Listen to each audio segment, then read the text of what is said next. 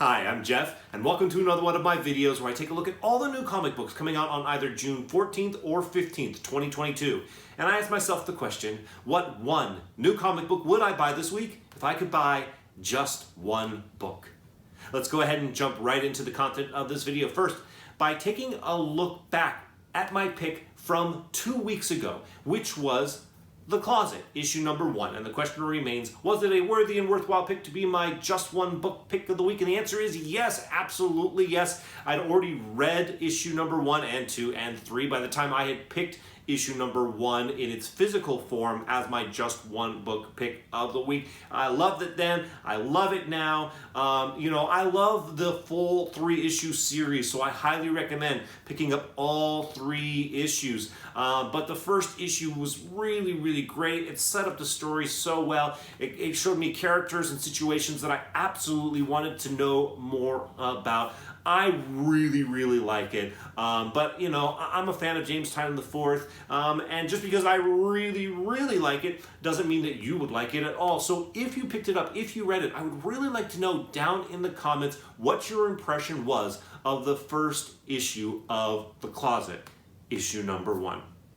All right, let's go ahead and continue this video by taking a look at the books that are coming out this week. Now, similar to last week, I don't have a pick this week. There's really nothing that is jumping out at me. I have a lot fewer honorable mentions this week. But basically, I have the 3 books that I am pulling and that I'm absolutely buying, and then my 4 kind of honorable mentions of the week, which are books that I don't plan on purchasing, maybe except for one of them, and we'll get more into that in just a moment. But first, let me let you know about the books that I am pulling this week. I am pulling and buying 8 Million Genies, issue number 2. I liked issue number 1 a lot. It was fun and entertaining, so I'm going to pick up issue number 2. Similar with my next book, which is Grimm, issue number 2. I really enjoyed the first one. I found it to be an interesting premise,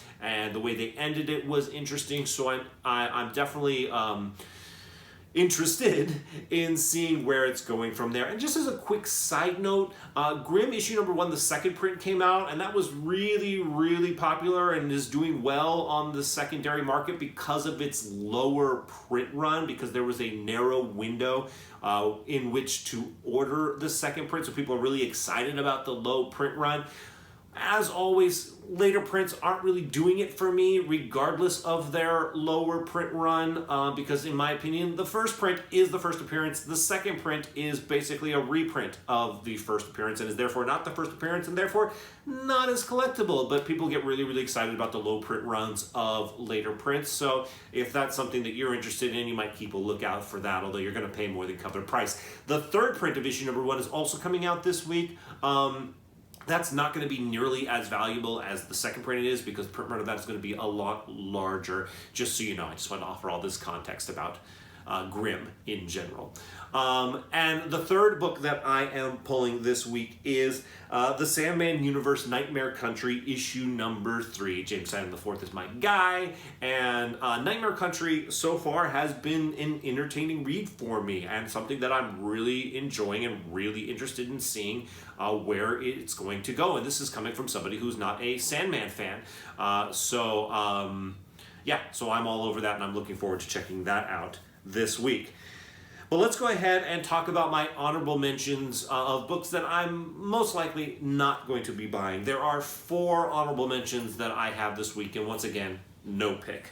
My first honorable mention is a new book called 7 Sons, issue number 1 of a 7-issue limited series from Image Comics. Here's the description. Jay Lee returns to creator-owned comics with his first new title since 1994. A 7-issue limited series. 7 Sons is The Fugitive meets the Book of Revelation. Delph, a young man who may be the second coming of Christ, runs for his life as he attempts to learn the truth behind his existence. Okay, that's an interesting enough premise to me. In addition, people really like Jay Lee. Jay Lee's cover art. cover art. There's some of them that I do like and some of them that I don't like at all and that I feel are very redundant. But regardless of my personal opinion, Jay Lee is a good artist and does have some really big fans. So if you're a Jay Lee fan, this is something that you may want to consider checking out. And also, once again, the premise sounds pretty cool. So there is some there as well. The next book I want to mention to you is a new book. It's Captain America, Sentinel of Liberty, issue number 1 from Marvel Comics. Here's the description. The shield isn't what you think. It's not your symbol, it's theirs. The shield is one of the most iconic images in the world. It stands for hope, justice, and the protection of the innocent. It also holds a secret, undiscovered until now, that will change the way Steve Rogers views the 20th century and how he chooses to fight in the 21st. Nothing is what it appears in this game-changing Captain America run by Jackson Lansing and Colin Kelly and Stormbreaker Carmen Carnero. Okay, this sounds interesting to me. The fact that they're taking Captain America's shield, the iconic symbol of the character, and being like, there's a secret in the shield. I don't know how you hide a secret in this shield, but there's something that's pertaining to the shield that is going to change Steve Rogers' outlook. You know, they say that it's like, they imply that it's like some kind of earth-shattering revelation, but of course they do. They want to sell you comic books. Maybe it is, maybe it isn't. But if you're a Captain America fan, I think you're going to be very interested in this book. And even if you're not, if you're just kind of Captain America curious, which maybe I am, I fall into that category, this sounds like a good place to jump on to a Captain America title and might be worth checking out this week. The next book I want to mention to you is a new book. I believe they're all new books this week. The book is New Fantastic Four, issue number 1 from Marvel Comics. Here's the description. Spider-Man, Wolverine, Ghost Rider, and the Hulk unite as we celebrate the legacy of the House of Ideas with Marvel Tales. This anthology series shines a spotlight on fan-favorite characters, features timeless stories, and highlights some of Marvel's most impressive talent from the past 8 decades. And creative duos don't get much better than Walter Simonson and Arthur Adams, who ushered the world's greatest comics magazine to surprising new heights in Fantastic Four 1961, 347 through 349. When the Fantastic Four fall, the Invisible Woman summons a blockbuster quartet to seek vengeance.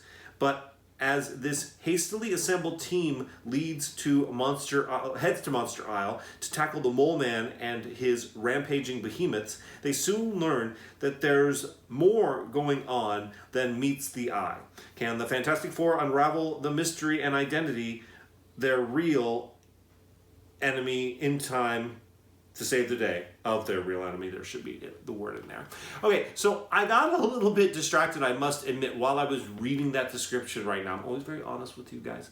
I thought this was brand new material, but I'm starting to get the sense that this is reprinted material from Fantastic Four 347 through 349. Regardless, this sounds like a really cool story. Let me know down in the comments, is this reprinted or is this brand new material? I get the feeling once again that it's reprinted, but even if it is a reprint, this my reasons for mentioning it this week are the same. Having a Fantastic Four team of Spider-Man, the Hulk, Ghost Rider, and Wolverine, I mean, yes please, give me more of that. So that's just awesome and very cool. And if this is a story that you're not already familiar with, I think that this is a fun opportunity to pick up a comic book that I think is just going to be really super awesome and entertaining. So that's why I would recommend this book this week. And the last honorable mention I have is a new book. As I mentioned, they're all new books. The book is called A Calculated Man, issue number 1 from Aftershock Comics. Here's the description. A verifiable math genius, Jack Beans used to run the numbers for the Pinafore crime family until one day he ran them too well and concluded that the only way out of this life was in a casket or witness protection. So he turned state's evidence and ran.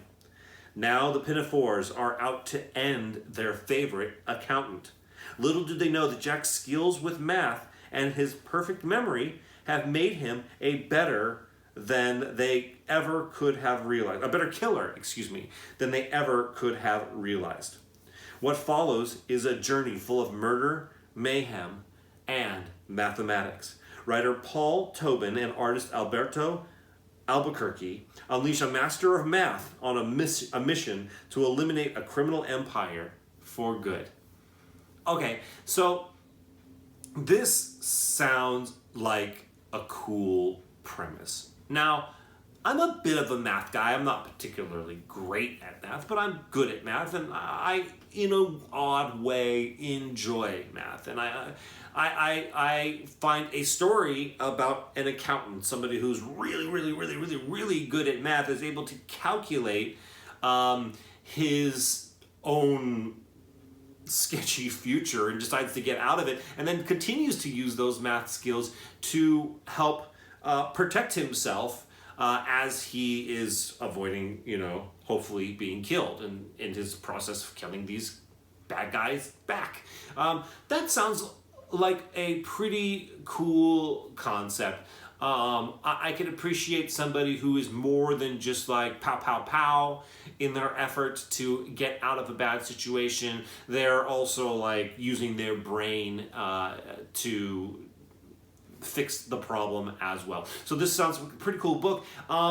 Originally I wasn't going to buy this one, but I actually might pick up this one. I think that it's just interesting enough of a premise that I think I'm going to take a flyer on this book and pick it up and try it out. And like I've said before in videos, if I like it, I'll keep buying it and seeing where the story goes. If I don't like it so much, I'll just bag and board it, throw it in the collection, and who knows? This is the kind of character, this is the kind of concept that I could absolutely see getting optioned in the future. So maybe it'll become that magic lottery ticket down the line. All right, so that's my video this week. If you found it interesting, I appreciate likes very much. If you haven't already subscribed, I invite you to subscribe. I should be getting books back from CGC, so I'm going to be making more CGC Graded Slabs videos in the days and weeks to come. All right, as always, thank you so much for watching this video. I'll see you in the next one.